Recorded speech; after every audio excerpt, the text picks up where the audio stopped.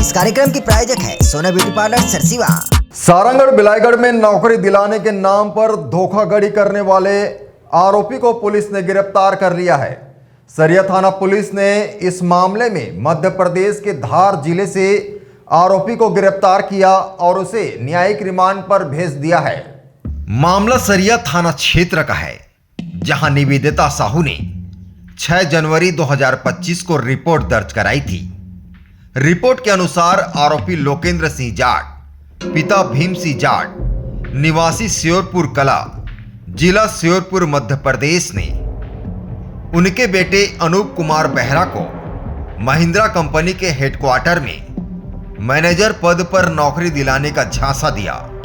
इसके बदले आरोपी ने 4 फरवरी 2021 से 1 अप्रैल 2022 तक कुल 18 किस्तों में 2,20,000 रुपए बैंक खाते और फोन पे के माध्यम से लिए और बाद में फरार हो गया।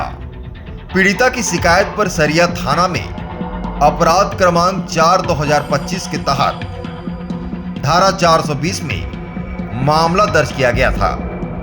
मामले की जांच के दौरान मुखबिर की सूचना पर पुलिस ने आरोपी को थाना बदनवार, जिला धार, मध्य प्रदेश से गिरफ्तार कर न्यायिक रिमांड पर भेज दिया है।